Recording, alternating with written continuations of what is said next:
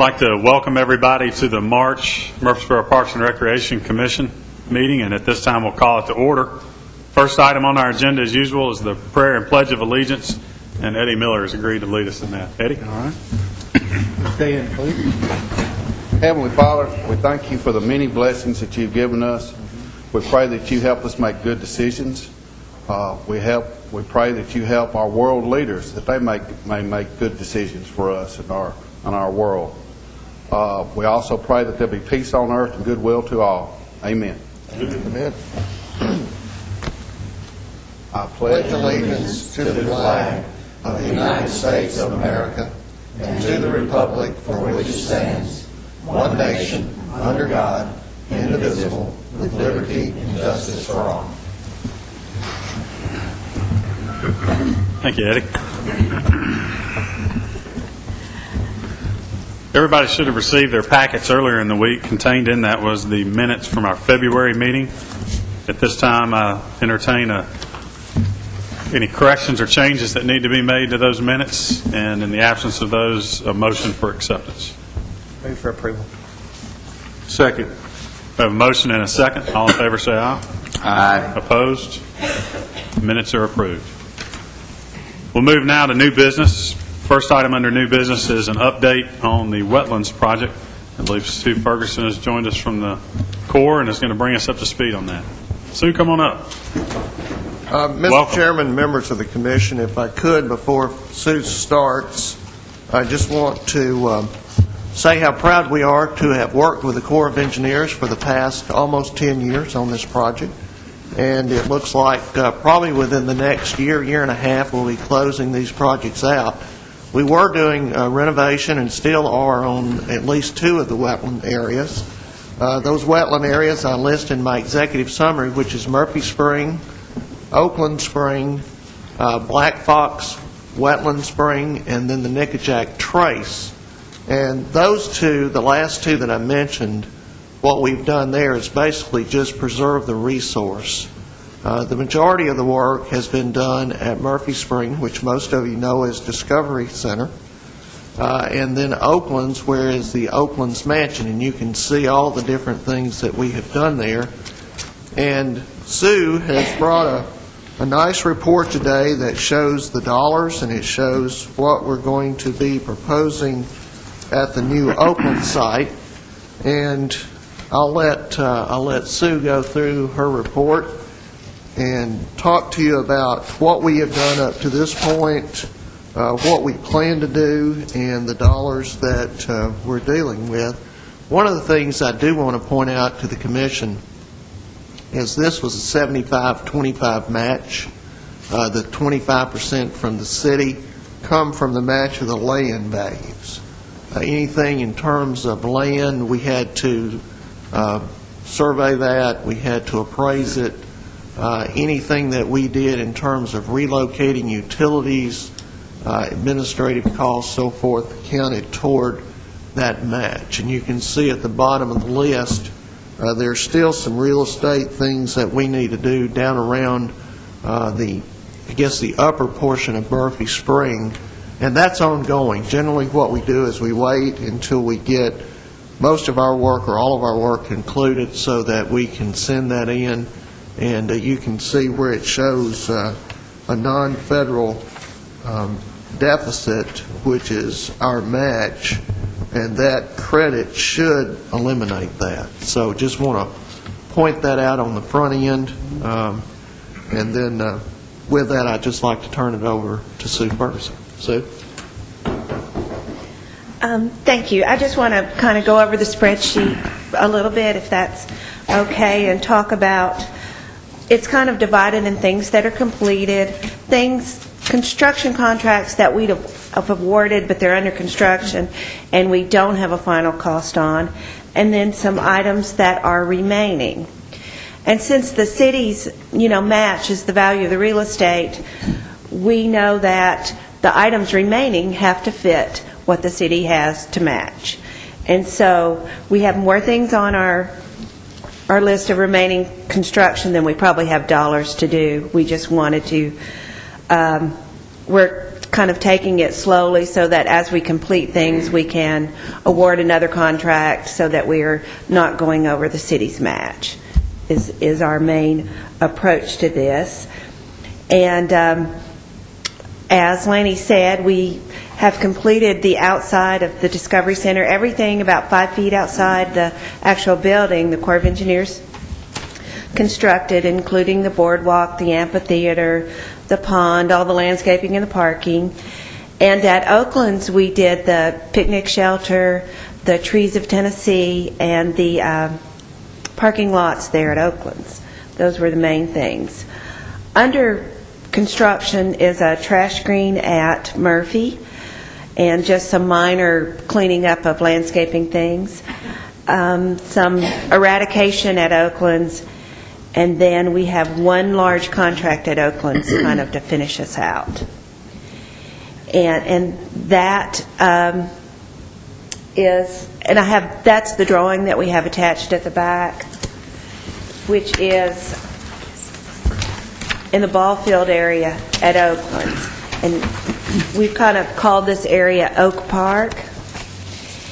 And it involves removing the ball fields, creating, we're calling it Oak Park to, it'll feature all the native oak trees of Tennessee, and it'll especially feature oaks because we're at Oakland's. There'll be 2 large lawn areas, the trees surrounding it, a trail around it, some provisions. We'll try to put the electricity in so that the city could bring in portable stages and things like that. We would landscape and irrigate the whole thing. And basically, it would look a lot like the front lawn of Oakland's looks now. There would also be some overflow parking down at against Robert Street. And that's basically, the drawing he has shown now is our original plan done back in 1994 of what we would do at Oakland's. And we've just provided some more detail with the drawing you have now of how we would implement it. They had kind of blobs there for recreation, and this gives us some more detail.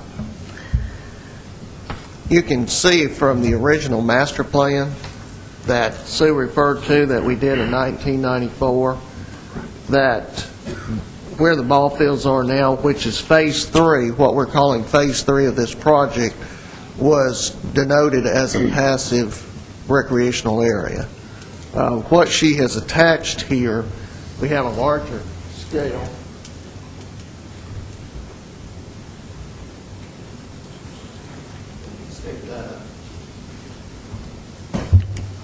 And like she said, it just shows a lot more detail. And if you've been to Oakland's recently, what you have noticed is we have really worked with the Oakland's Association to try to bring that whole area back to where it feels like it should in that historical setting. And what this does is this actually completes that piece. The split rail fence that you see now around Oakland's will continue around this portion. The Trees of Tennessee, and whether the Commission is aware or not, in 50 years, Oakland's will be the city's arboretum. It will be the largest treed area probably in the city that will feature all the trees, hopefully, of Tennessee. Now, we do have, I think, about 10 species of trees that we're having trouble getting to grow in this particular climate because they grow mostly in the upper mountains of East Tennessee. So it's difficult.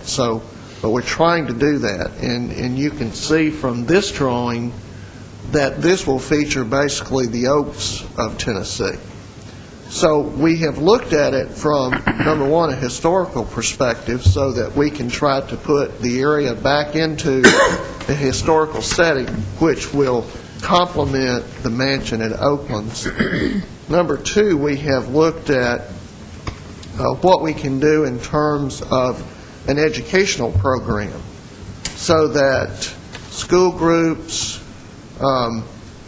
other folks that are interested in history, interested in the trees of Tennessee, and so forth, can visit that particular area, and they can hike those trails. They can, there's signs that identify the trees, both the proper name and the common name. And then there's also, if you've been to the campus or the area of Oakland's, there are interpretive topiaries out there that, and signage that show what the area was like at that particular time period. And so we talk about the farming in the area, we talk about the development of the house in the area, we show the encampment, we show a lot of things that happened in terms of how Oakland's was involved with the Civil War, which is big in Rutherford County. And so all of that together just plays into what we're trying to do in terms of developing that area so that in the future it has meaning basically within the city in terms of, like I said, becoming the city's arboretum, but also becoming a very denoted historical site that emanates what it should look like in historical perspective, but also adding the educational arm of the area so that we could enjoy that, and school kids as they grow can enjoy that. And we just think it's a really unique project for the city. Anybody have any questions? Yeah, go. Ms. Ferguson or Mr. Goodman, what is the time frame left on what we have left at Murphy and both projects, actually? Is there a time frame that we have? Yeah, I'll let Sue address that. We hope to be done in 1.5 to 2 years. It just depends on a couple of things, but that's our goal. At first, when we knew how much money we had, we were kind of full guns. I've been the project manager from the city for many years. Matter of fact, I've always kidded Sue. Her kids were really small then. She's got one graduating from high school this year. And I said, I think we'll probably be in this thing where you'll probably send me a graduation invitation to your daughter when she graduates high school. Sure enough, she graduates this year. So we've been at this a long time, but it has been very beneficial for the city. I think the developments of the wetlands at Murphy Spring, people have been down there. That was really an undiscovered resource that was kind of hidden from the public, and now you go down there and you see all kinds of wildlife and birds and so forth. It's really, really unique, and it's been a good partnership with the Corps of Engineers, and they have taken on the responsibility of managing the contracts and hiring the contractors and coordinating with the city and making sure that we get what we have to have, because at the end of the day, the city takes this project and we have to manage it and maintain it for perpetuity. So we want to make sure that what we do is in line and with the city, and the city gets a very good benefit out of this project.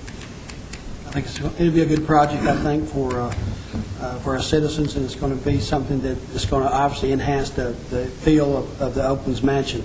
It's something that our kids and grandkids will enjoy for many, many years to come. So appreciate, Ms. Ferguson, all your hard work on that. Any other questions or comments? Sue, thanks for being here today, and thank you for your work on this. You've been on it a long time. Thank you. It's been a pleasure. The one thing I do want to point out, this will remove the 2 ball fields at Oakland's. There has always been questions about, can we do that in our system? I have had the athletic folks go back and look, and they think we can. They think we can take those 2 ball fields. It will tighten us up some in athletics. Right now, what we've done over the past few years, because we know that sometime down the road, and that's why this is really in the last phase, we were hoping that we would have new ball fields by now, but we have really geared down the only thing that we have this year is practice for adult softball and practice for Central Middle School there. Now, that doesn't mean that other teams don't go by and do pickups, those kind of things for practice. But we feel that in terms of supplying ball fields for athletic leagues, we think we can take those two and still have a very viable program. I know Mr. Bratcher remembers when we used to have 3 ball fields. We had the 2 Samsonite and 1 at Patterson. Our leagues were much bigger then. We had 80, 90 teams. Right now, we're running about 60, 65 in softball. So we still feel like we can accommodate that. It may mean that we get a little creative with scheduling sometime, but we're always having to get creative in some ways in Parks and Recreation. So be glad to answer any questions Are we you still going to may be able to have. utilize those fields for practice areas? I mean, I know in the springtime, it's a big demand for everybody wanting to schedule practices, but We're going ahead and we put softball practice on there. We've got, like I said, Central Middle School that's practicing. It's a first come, first serve. Sue, do you know exactly when that construction may begin? It probably will not begin until this fall. So I think we'll be good. That's kind of what I was thinking answer-wise, that we should be good through the spring and summer, but come fall, we'll be I under know Ms. construction. Mathis is really, at this time of year, probably, no pun intended, but she's swamped with people wanting to practice on the school facilities and things like that, so. Right. Great. Any questions Commission may have for Ms. Ferguson or Questions or myself comments? regarding this project? Sue, thanks again for being here. We appreciate it. Next item on the agenda is another update, this time on the Old Fort Park Tennis Court project, and I believe Lee Davidson from Lowson Associates is here, so Lee, you can make your way up. Lanny, if you Well, want to make any comments. let me make a correction now. This is Michael Black from Lowson Associates, and it's coming up.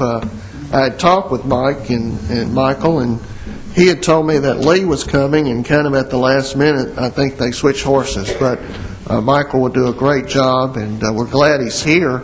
I was out on the site this morning, and the contractor is already there, and they're starting to do some demolition on the site, which is good news, but I don't want to steal any Michael's thunder, so I'll let him do the report.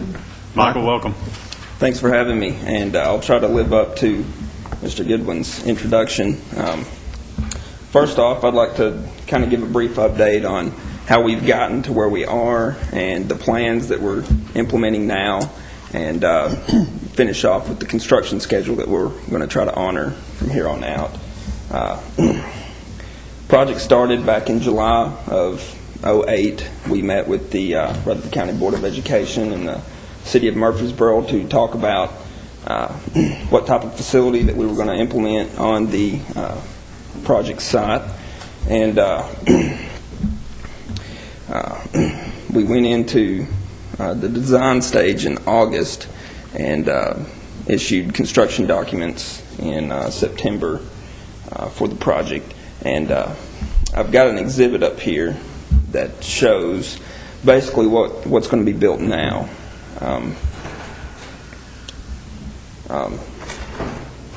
The bids were opened in October of 2008, and we knew from the get-go that we were going to have some financial constraints as far as what we could build. And once the bids were open, we realized that certain parts of the project were going to need to be phased. So what we've come up with is a plan that will allow 16 tennis courts and the parking facility to be built currently, with future phases utilizing concessions and other amenities that will come as funds allow.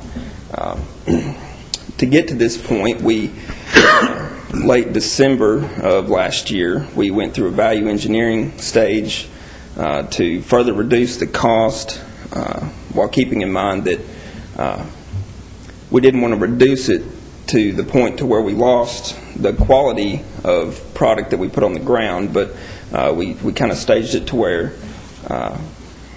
cost reductions could be implemented in, say, the next phase, as opposed to putting cheaper products on the ground.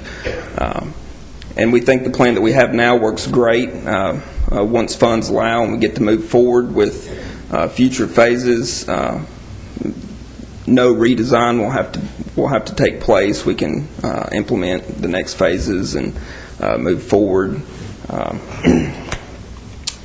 Currently, right now, the contractor, as Lanny said, has mobilized on site, and this week they're pulling together all the remaining permits that are needed to go into construction, and the schedule is 180 days, 6-month schedule, so we're looking at a completion of around early September.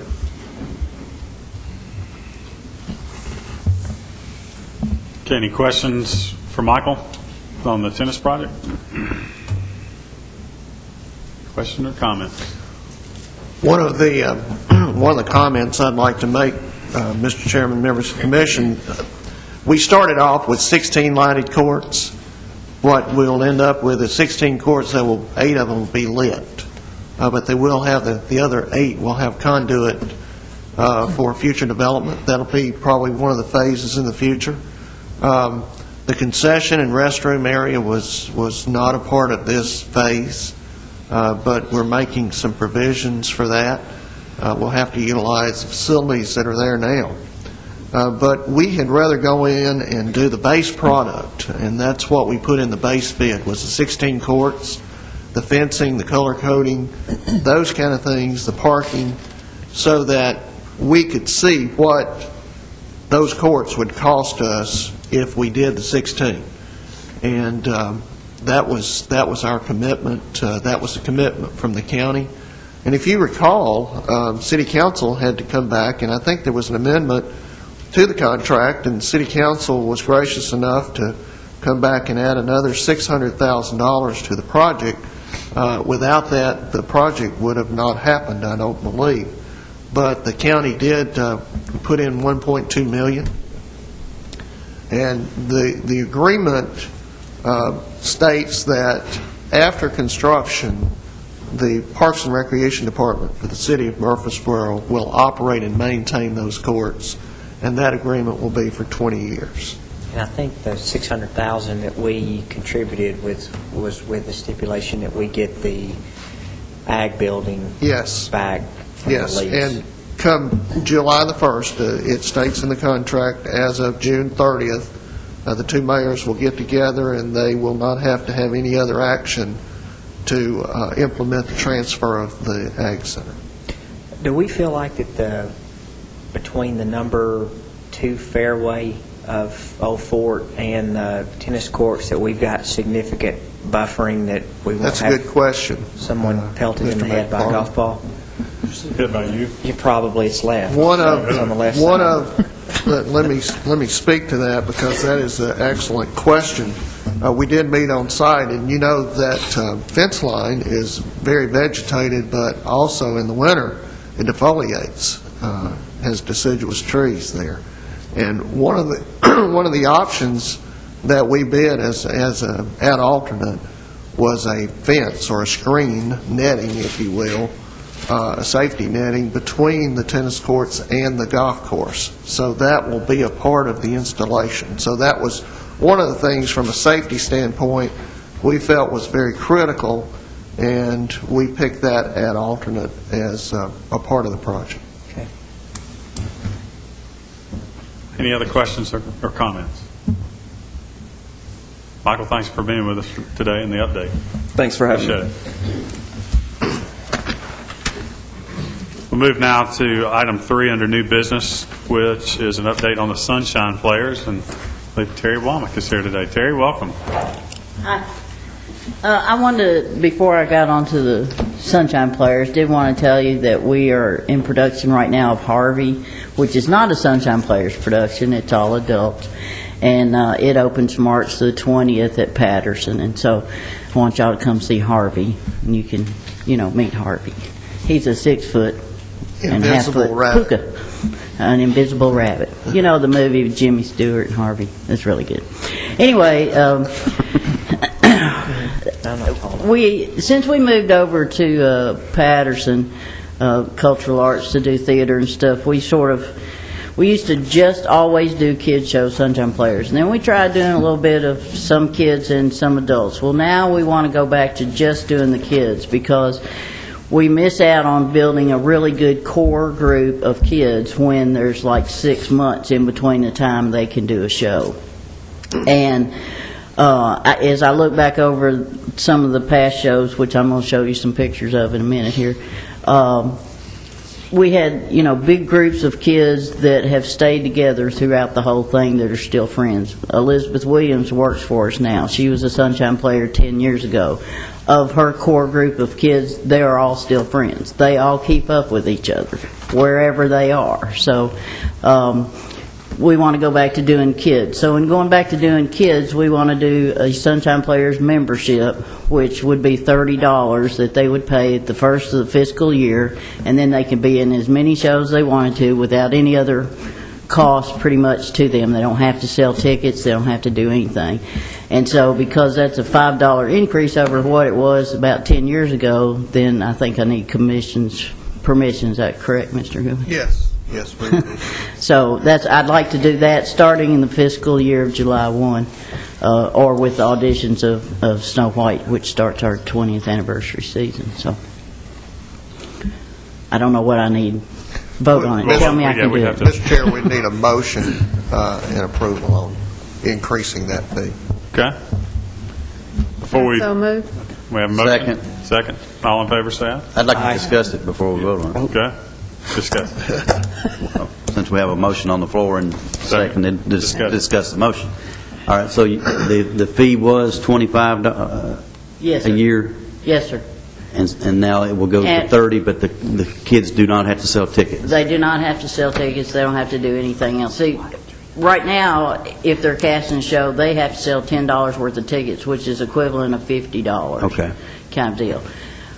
With this other one coming up, they get a membership card, they get a T-shirt, they get discounts on tickets of shows they're not in, kind of thing that's a part of their membership. But it just builds a better core group, and we pretty much get their money up front and can go on with it, and we don't make them sell tickets, and we hope that people would want to come see them Yay. in there. So, Okay. but it's been a while since we charged a membership fee, so. Okay, that's a good idea. Harold, you got- Just, question. On a yearly basis, how many participants do we have that participates in this program? Let's see, well, it's kind of hard to say right this minute because we haven't done just kids. But when we were doing just kids, we probably did 5 or 6 shows, and we probably averaged about 30 kids per show. Is this the same kids or? Different. I have a master list I've been running since we started. I have over 800 separate names on there, but some of the kids have been in 16 or 22 plays, in the course of their time. So we have, different numbers. It's not like, 800 doesn't sound like a lot when you're talking about basketball or something, but when you're talking about a play that you have to have sets and you have to have costumes and you have to have all this for all these kids, it's a lot. And we don't make them buy their costumes like you have to buy your football uniform or anything. You don't have to do that. We provide all the stuff for them. So. Okay, I guess my question is how is the community getting involved? How are we getting more people from the community involved? Because really, I've been around a while, and this is kind of my first. Well, we just had auditions for Fractured Fairy Tales for children ages 4 to 12, and Sunday we had 17 kids. By the time we finished Monday, we now have 44 kids in the cast. They will all have a part in the play, all 44. Okay. So I have to go back and do some rewriting to make sure.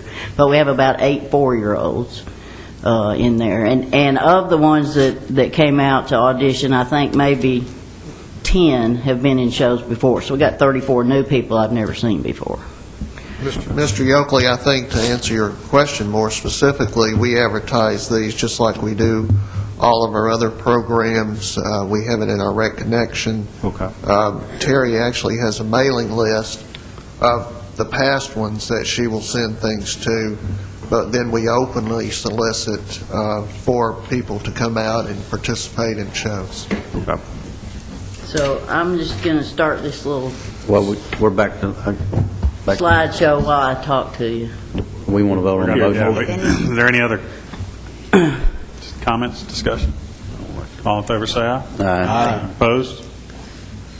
All right, Terry. All right, well, I Nice. can't make it quit. To start at the beginning. Okay, wait.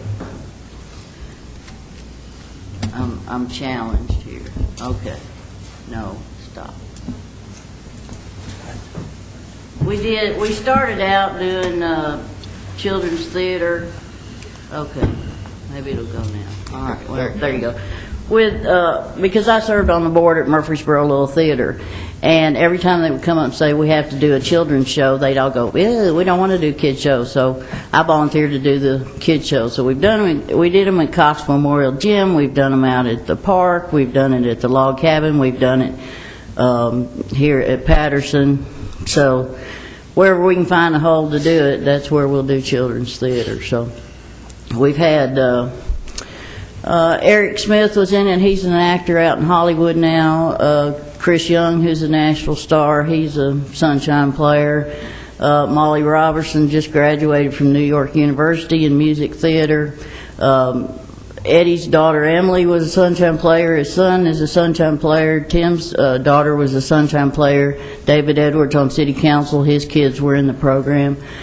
So having done it for 20-some-odd years, a lot of kids who were, of course, 4 when they started are 24 now, but if they were 10 or so, they're, that makes me pretty old, I guess, having done shows with kids. But sometimes we repeat shows, especially at Christmas time, because there's only so many shows that are written out there that would accommodate a bunch of people. So we've done Best Christmas Pageant Ever 3 or 4 times. We've done the Nutcracker 3 or 4 times. We did Nutcrackin', which I wrote a couple of times. Babes in Toyland. So this year, coming up in July, we will be repeating, because it starts our 20th anniversary, we will be repeating shows. So we'll be doing Snow White, Mumbo Jumbo, Babes in Toyland, Dancing Spider, one acts that teenagers will direct, and then Schoolhouse Rock Live Junior. So we have a big season planned. So Great job. It's great. You're a busy lady, Terry.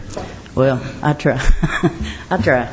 So I appreciate it, and so do the kids. And y'all, Fractured Fairy Tales opens April the 17th, and we have an agreement with Murfreesboro Little Theater, and we're going to go over to the Playhouse and put on Fractured Fairy Tales, and they're coming over to Patterson to put on Into the Woods. So they have a big crew for that. We have a big crew for the other, but the Playhouse Log Cabin is more conducive to 4-year-olds, so they don't have to shout, and Mom's sitting right there and everything. So That's great. okay, thank Any you. other questions or comments for Terry? Mr. Chairman, I've been to many of the plays that Terry has put on, and they're always very professionally managed, and it's a joy to go out and watch those kids. You'll go see a child that is starting this year, and he's kind of shy, and I don't know, whatever Terry does, whatever magic does she sprinkles on these kids, it just makes them come out of their shell. And they're not they don't have stage fright, they're not frightened. It seems to really boost their self-esteem.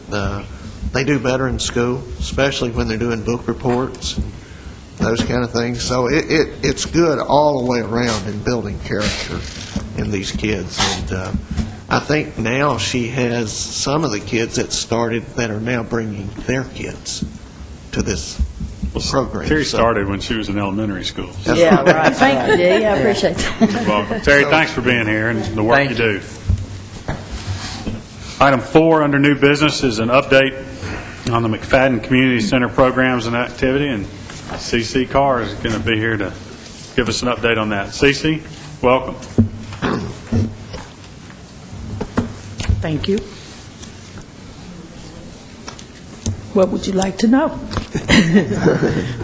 Well, I work at McFadden Community Center. I began my job there in 1985, and I moved to the Patterson Center, and I am so happy to be back at McFadden. In that time frame, we've changed very little as for the structure, but our activities are basically the same. We live in a diverse community where we've had a lot of problems, but now they are dwelling downward, not upward, because of the programs that not only we have, but Project Go. Excuse me. We have arts and crafts, music, athletic programs, both inside and outside. And in McFadden Community Center, we also have different agencies that are in there, like the Food Bank, Community Development, Meals on Wheels, Homemakers, a tax program, as well as Bradley Daycare. And with that in mind, we are like a community within a community dealing with the structure of what we call a nucleus of family, because we're in days like today where we don't have a lot of money. We ask for very little, but when we do get some, we spread our wealth around. And our main focus at McFadden Community Center is education. We have an education program. When our children come in and say there's no homework, it's always homework, especially if I'm there. They said, oops. I said, that's right. We always give them a book to read. The library comes in every 3 months, changes out our books, and we always have something for them to do. Dr. Hutchison, I think that's her name, will start an art class at McFadden in the next 2 weeks. She came by yesterday, and we had 10 kids that were in the game room, and all of them are very excited about it. During Black History Month, excuse me, I had a little surgery, but I'm all right. We had programs there, and they ran on Channel 3, and I had so many people calling for the answers. And you would be surprised the number of people that called us, wanting to know what the correct answer was on our Black History program.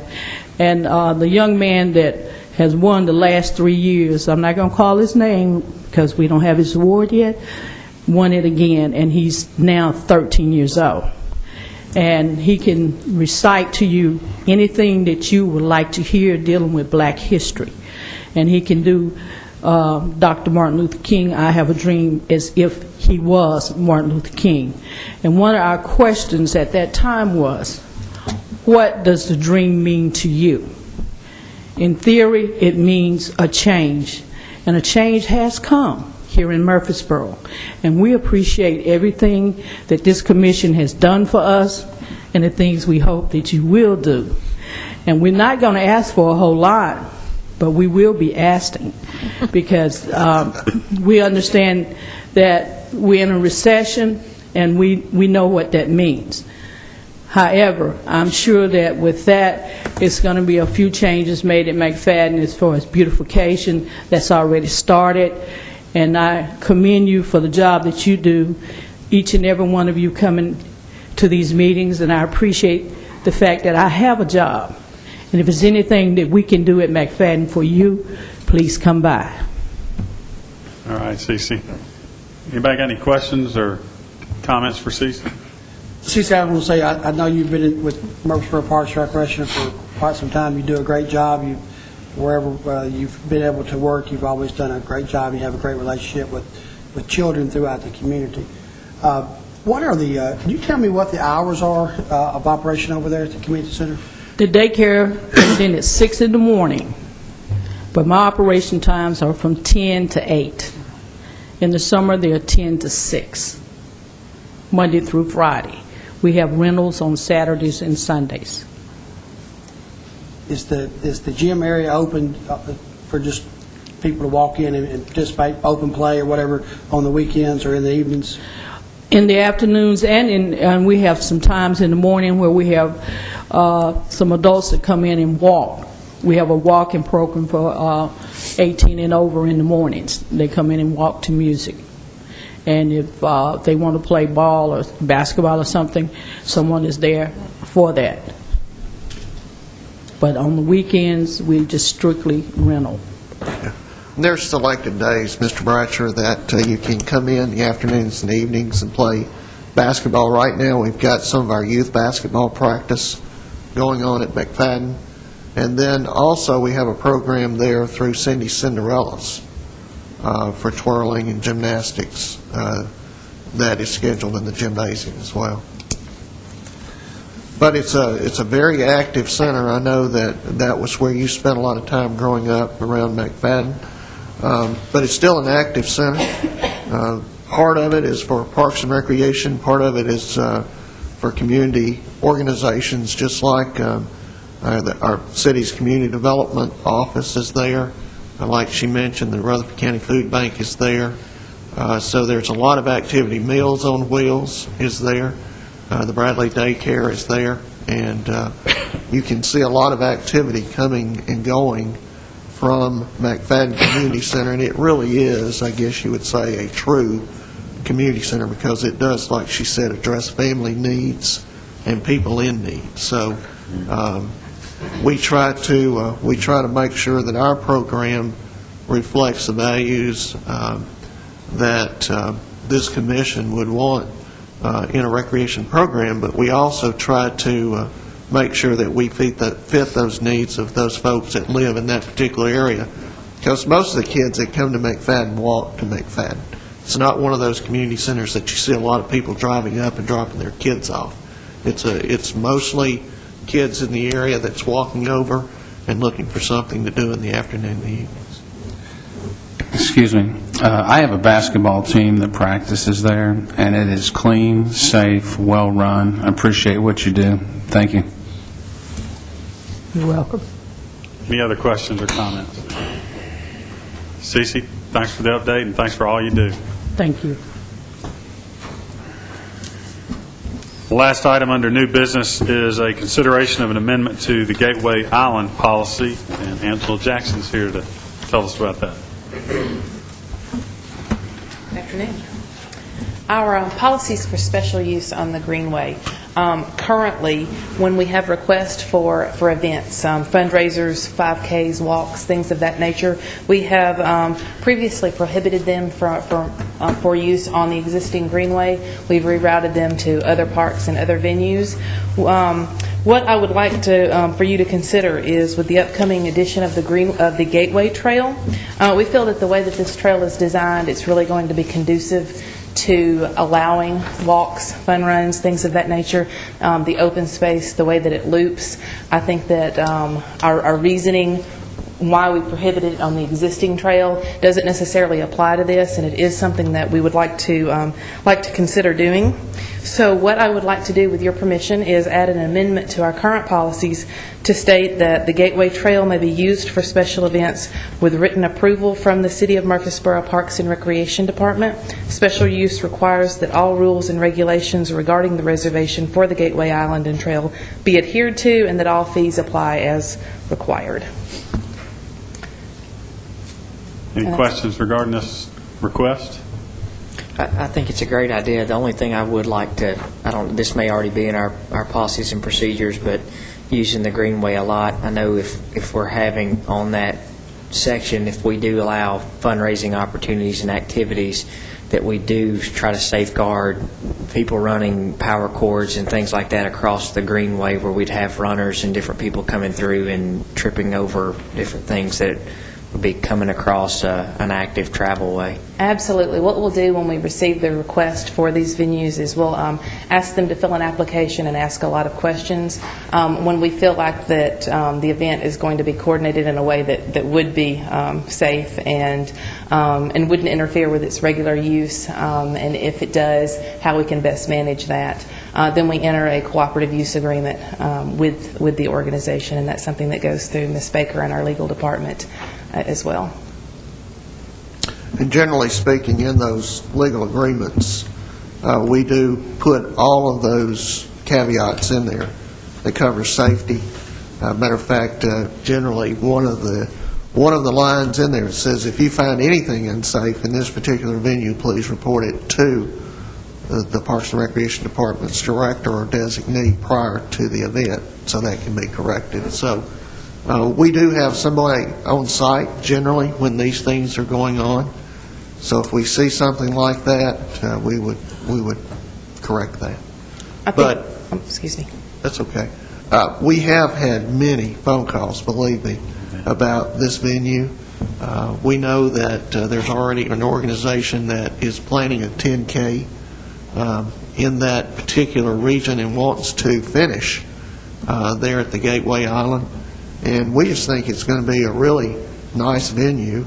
Like Angela said, we haven't allowed that on the original trail, just to keep that open, and there was a lot of other stipulations where we work with the National Park Service and so forth, but this being funded through transportation dollars, we feel like that this is doable, and the venue fits the purpose. So we ask for your approval on this amendment. Any other questions or comments? If there are none, we need a motion for approval of this amendment as presented. So moved. Second. We have a motion and a second. All in favor, say aye. Aye. Opposed? It is approved. Thank you. Angela, thank you. Thank you. That concludes all items under new business. Is there any other business to come before the No, commission? sir, I have nothing else for the commission. Any other comments for the good of the order? Just to say that the new Rec Connection is out. It is on the web. You can go to our website at murfreesboro10.gov/parks, and you can see all the great programs that we've got scheduled. And it also has a schedule for the plays that Terry was talking about. We invite you to come out and participate in our programs, and it's just a great time to especially go see a play and those kind of things. Basketball is winding down. Mr. Roediger's got a team in basketball. That's winding down. Baseball, softball's winding up, and they'll be throwing out the first pitch beginning of first of next month. So we go right from one to the other. It's never dull. Never dull in this department. If there is no other business to come before us, we stand adjourned.